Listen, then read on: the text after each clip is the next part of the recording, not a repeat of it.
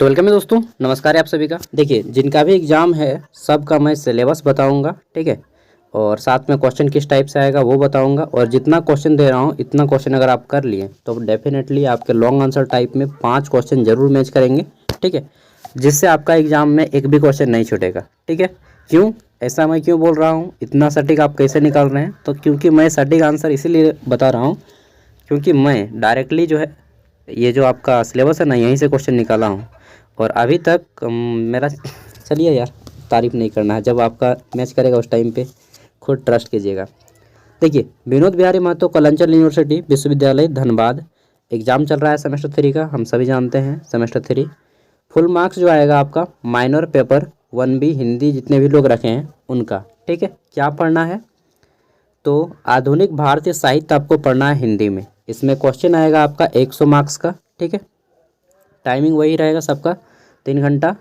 और इसमें से क्वेश्चन 100 है, लेकिन आपका एक्सटर्नल एग्जाम होगा 75 का ही, ठीक है।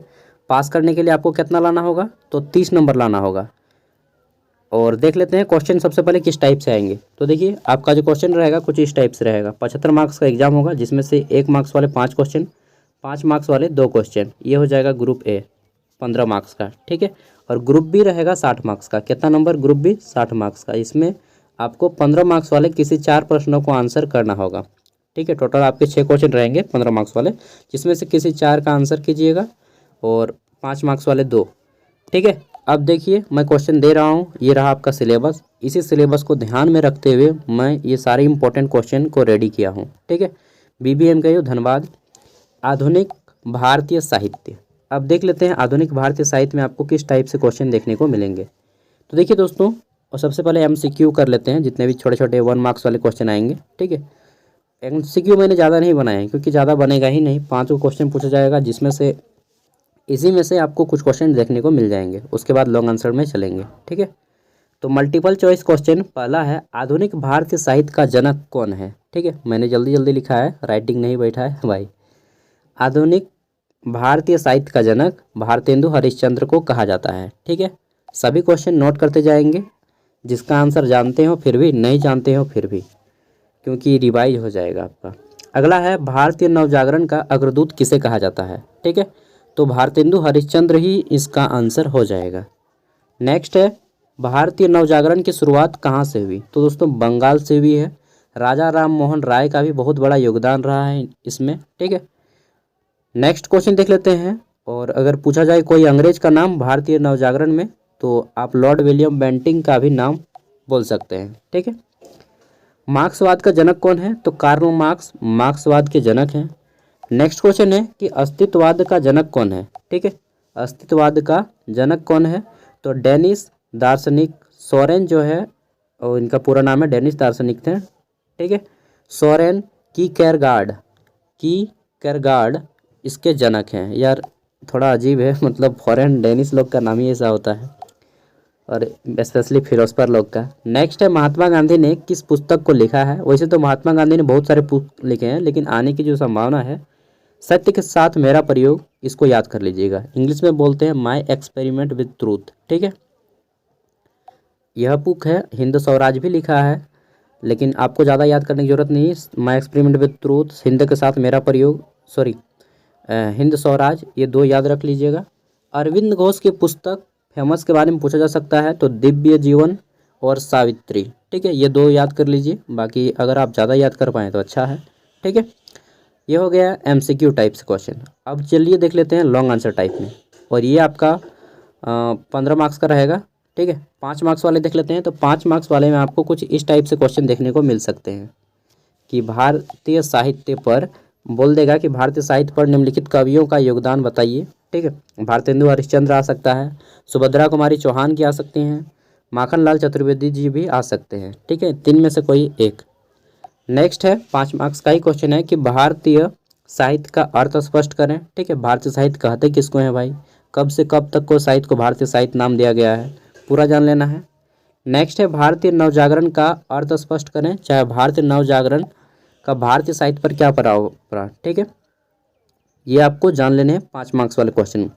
अब चलिए देख लेते हैं, टोटल आपके 6 हैं 15 मार्क्स वाले क्वेश्चन, जिसमें से डेफिनेटली आपके 4 मैच करेंगे, और यहीं से आपको जो है फ़ायदा उठाना है।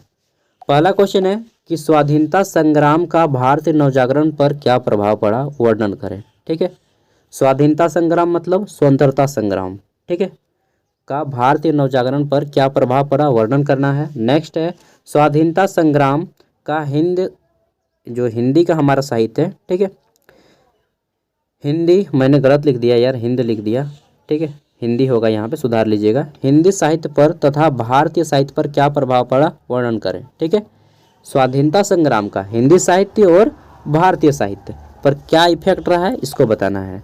नेक्स्ट क्वेश्चन है कि महात्मा गांधी का भारतीय साहित्य पर क्या प्रभाव पड़ा, व्याख्या करें। ठीक है, अब महात्मा गांधी भारतीय साहित्य पर कैसा योगदान दे रहे हैं, इसको बताना है।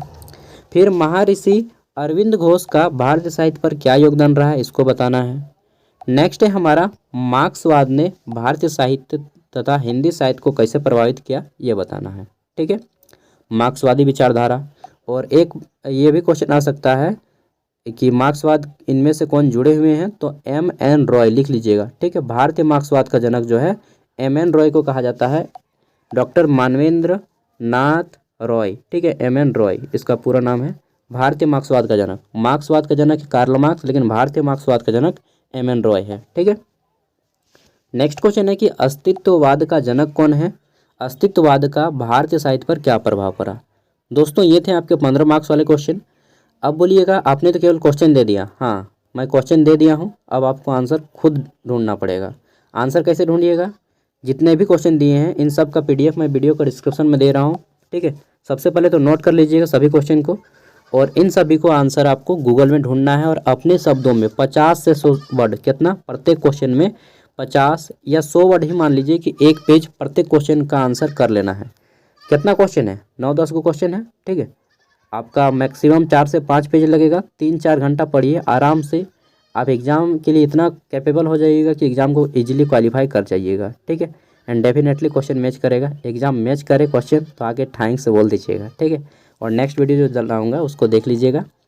आज एग्ज़ाम होने दीजिए मैथ का पेपर, उसके बाद जल्दी ही मैं मैथ का क्वेश्चन दे दूँगा आप सभी को कि क्वेश्चन किस टाइप से आ रहा है। बाकी वर्तमान में इसका PDF मैं वीडियो का डिस्क्रिप्शन में दे रहा हूँ। ठीक है, वहाँ से डाउनलोड कर लीजिए और पढ़ाई कर लीजिए, और धीरे धीरे जितने भी क्वेश्चन पेपर हैं सबके important question according to syllabus, ठीक है, डाल दूंगा, और क्वेश्चन पेपर जैसे एग्जाम होगा उसका भी डाल दूंगा। थैंक यू, बाय, मिलते हैं नेक्स्ट वीडियो में। तैयारी कीजिए, अब जो होगा देखा जाएगा, मैथ तो वैसे भी टफ आ ही रहा है। बाय।